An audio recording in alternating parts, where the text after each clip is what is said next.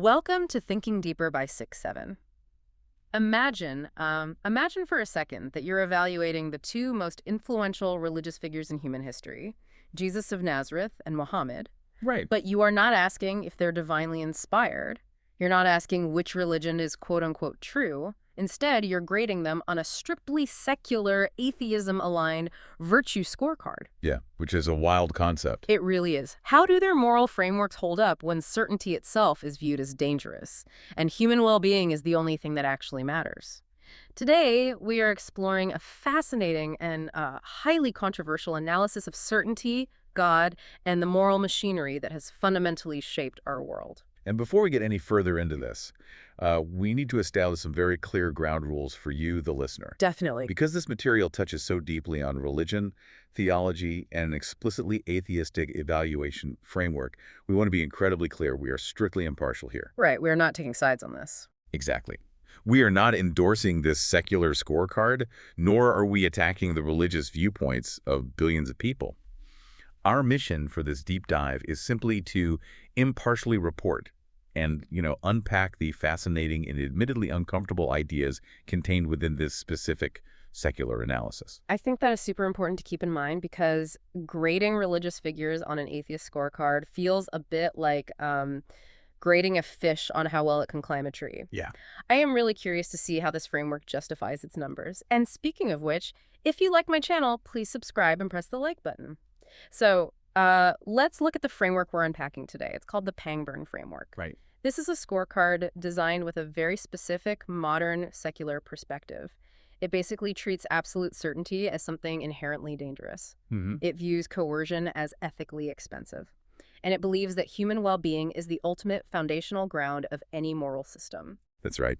And it evaluates these historical figures using 6 specific virtues: fallibilism, well-being, communication, lightheartedness, patience, and inspiration. Okay. And just to clarify that last one really quickly, inspiration here doesn't mean how much you inspire other people. It measures how inspired you yourself are by things like art, science, and the natural world around you. Oh, that makes sense. Okay, let's unpack this, and we should probably start with that very first virtue, because it really is the anchor of this entire atheist scorecard, fallibilism. Yes. We should definitely define that for the listener before we look at the actual scores. Absolutely. Think of fallibilism as the ultimate intellectual humility. It's that little voice in your head that says, hey, I strongly believe this, but I reserve the right to be completely wrong. Right. Might be mistaken. Exactly. In a secular scientific worldview, fallibilism is essential. It's how we update our knowledge. Yeah. You have to be able to be wrong to learn what's right. So this scorecard is essentially testing these historical figures to see if they have that little voice. Which brings us to Jesus of Nazareth. Here we go. On this fundamental virtue of fallibilism, he scores a surprisingly low 3.5 out of 10. Yeah. And when you look at the actual text, you can see why the framework lands there. He makes some massive unbending claims. Right. Very absolute statements. Exactly. The author highlights verses like John 14.6, where Jesus says, I am the way and the truth and the life. No one comes to the Father except through me. Or John 8.58. Before Abraham was, I am. What's fascinating here is how the framework analyzes the structure of those statements. Because these are not provisional claims.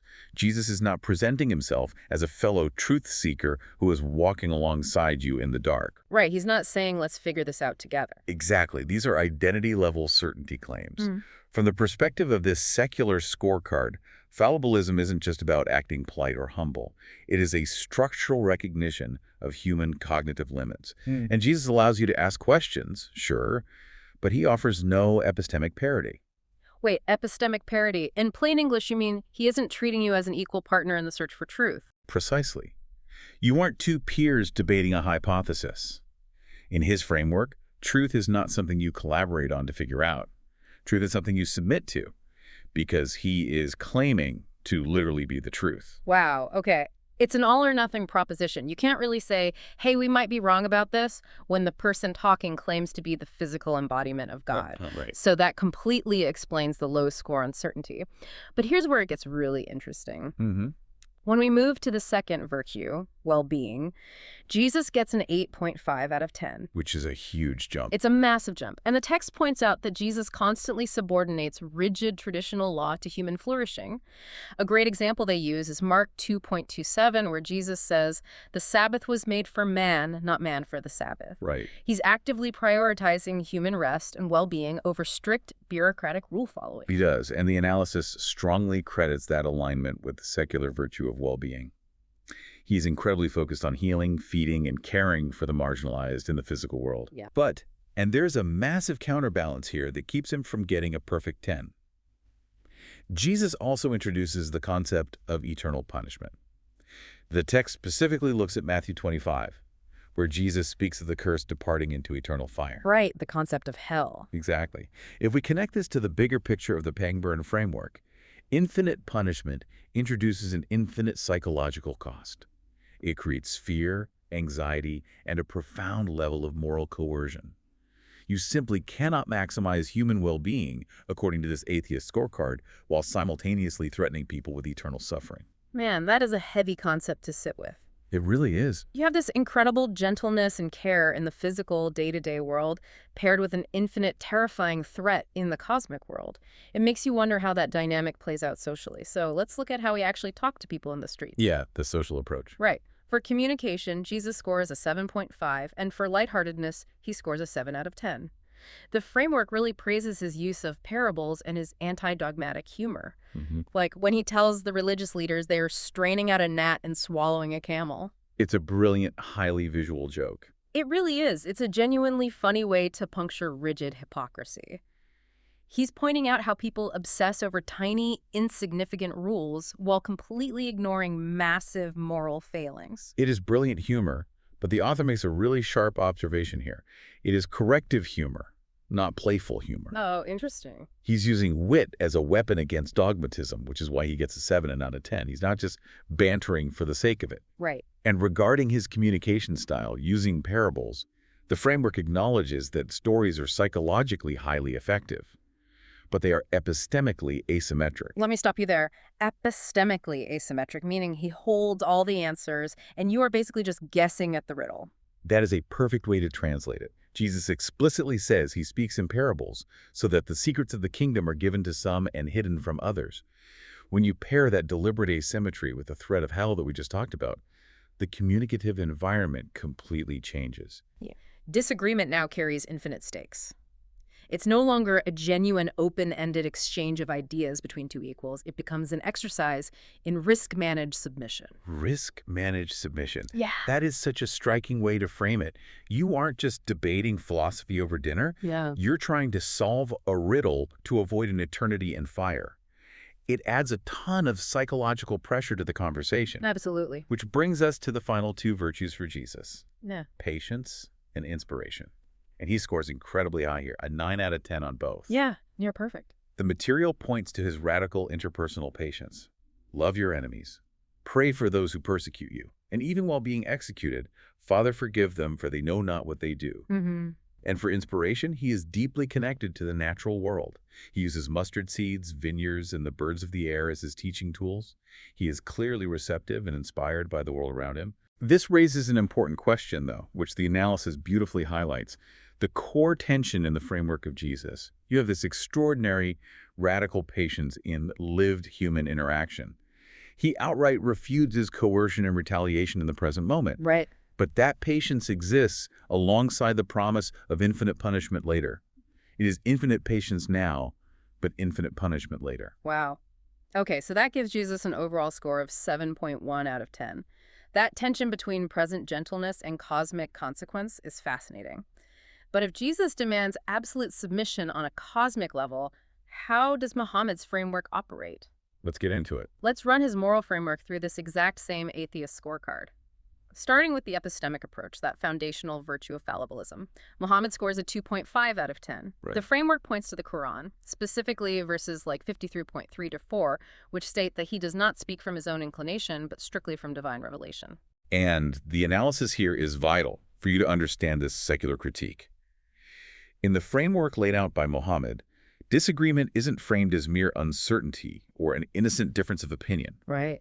Disagreement is categorized as literal disobedience. The material cites Quran 33.36, which explicitly says that when a matter has been decided by Allah and His Messenger, believers no longer have any choice in the affair. So the choice is just removed? Completely. Yeah. Structurally, there is an absolute lack of fallibilism here. There is zero room to admit that the central claims might be wrong, because the claims are positioned as direct, unquestionable commands from the creator of the universe. Right. If you disagree, you aren't just factually mistaken in a debate. You are actively rebelling against the universe itself. Precisely.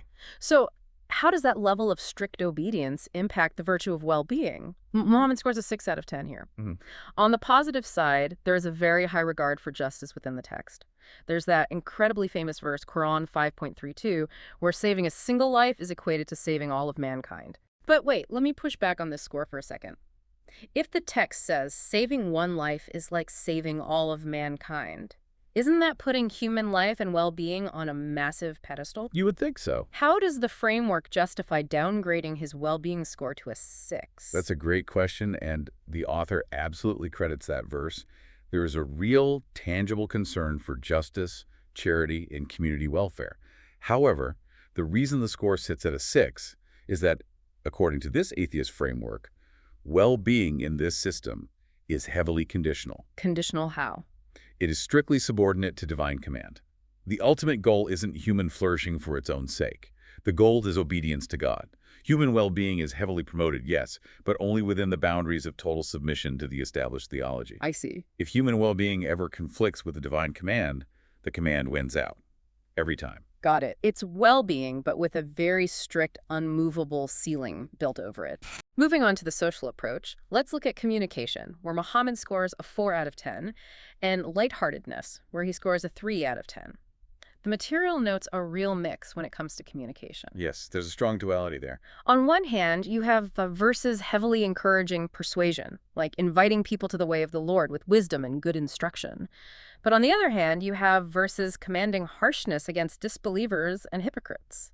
From the perspective of the Pangburn framework, the moment you introduce harshness and physical coercion into a conversation, true dialectic collapses.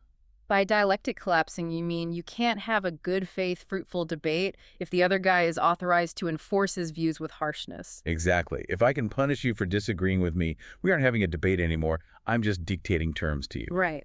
Furthermore, the analysis points out that in this framework, mocking authority is treated as a severe moral failure. Humor directed at the verses or the messenger is met with absolute condemnation. So the environment for lighthearted anti-dogmatic banter, the kind of banter this secular scorecard values so highly, is essentially non-existent, leading to that low score of 3. Which brings us to the final 2 virtues for Muhammad. Patience, where he scores a 5.5, and inspiration, scoring a 7.5. For patience, the framework highlights a fascinating transition in the text over time. It's a very clear shift. You have early verses advising gracious avoidance of critics, basically just being patient over what they say and walking away. But then you have later verses, like Quran 9.29, that instruct followers to fight those who do not believe until they are humbled. Let's give this some breathing room. How does the Atheist Scorecard interpret that shift? It interprets it as instrumental patience. Instrumental patience. Right.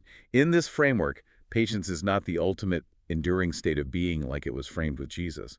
Patience is temporary. It is what you do until you are in a position of strength to enforce the rules. Once the capability to enforce the divine law is achieved, the patience gives way to action. That makes a lot of sense within the context of building a tangible society. You're biding your time until you have the structure to enforce the law. Exactly. And what about the inspiration score of 7.5? The 7.5 reflects that the text heavily encourages seeking knowledge. The very first revelation in the Quran commands reading and learning by the pen. Oh, interesting. Other verses constantly tell believers to look at the heavens, the earth, the mountains, and the camels for signs of creation. There is a massive structural drive toward intellectual inquiry and scientific observation. But I'm guessing there is a catch, right? Given the low fallibilism score we talked about earlier. You hit the nail on the head. The catch is that all of this inspired inquiry must ultimately converge back on the established theology. You are highly encouraged to study the natural world, astronomy, medicine, but only to confirm what has already been declared as absolute truth.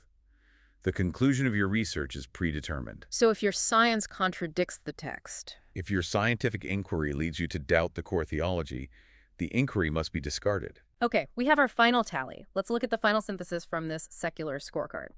Jesus scores an overall 7.1 out of 10. Muhammad scores a 4.8 out of 10. But the numbers really don't tell the whole story. What is the actual deep dive summary of these two massive frameworks from this specific atheist perspective? According to the analysis, here is the breakdown. Jesus is viewed as ethically gentle in his day-to-day human interactions, but epistemically closed, meaning he allows no compromise on his identity as the ultimate truth. And crucially, he is viewed as psychologically coercive at a cosmic level because of the underlying threat of eternal fire. Right. Muhammad, on the other hand, is described as certainty-driven, fundamentally obedience-centered, and crucially, enforcement-capable in the physical world. And the material points out one absolutely vital distinction for you to keep in mind. Neither of these frameworks is fallibilist. Both of them claim absolute, unquestionable certainty. But the defining difference between them lies in exactly where the coercion enters the picture. Yes. If we connect this to the bigger picture, it is the difference between deferred coercion and enacted coercion. This is perhaps the most profound insight in the entire framework. Definitely. Jesus defers the coercion. He is incredibly patient in the present, offering no physical punishment for disbelief, but he promises a terrifying cosmic enforcement at the end of time. Let's unpack what that actually does to a person or a society over centuries. If the coercion is deferred to the afterlife, it breeds a culture of internalized guilt. You have to police your own thoughts, your own doubts, because the punishment is invisible but infinite. Exactly. The psychological weight is carried entirely by the individual. Yeah. Conversely, Muhammad's framework enacts the coercion. The obedience is expected and eventually enforced in the present tangible world. It provides the literal tools to build a legalistic societal structure right here, right now. It doesn't rely solely on cosmic threats. It builds a physical community that polices actions. Deferred versus enacted coercion. Internalized guilt versus legalistic societal structures. That is such a powerful lens to look through, and I think it's important to remind you, the listener, of the ultimate point here. This deep dive, this scorecard, doesn't tell you which religion is true. It doesn't tell you if God exists or whose theology is correct. What it does is take these ancient civilization-shaping texts and runs them through a modern secular filter to show you exactly what kind of moral machinery you are dealing with. It completely changes how you view the psychological and social systems that billions of people build their lives around today. It really does. And this raises an important question, something for you to mull over long after this deep dive ends. Yeah. We've seen that both of these massive, enduring religious frameworks score very low on fallibilism. They rely heavily on absolute, unbending certainty.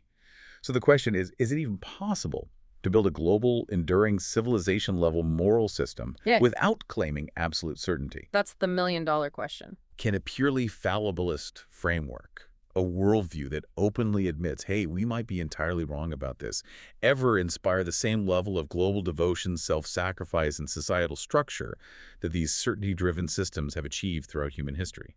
That is a brilliant question to leave off on. Can intellectual humility actually build a civilization? Thank you so much for exploring this fascinating framework with us today and for taking the time to think deeper.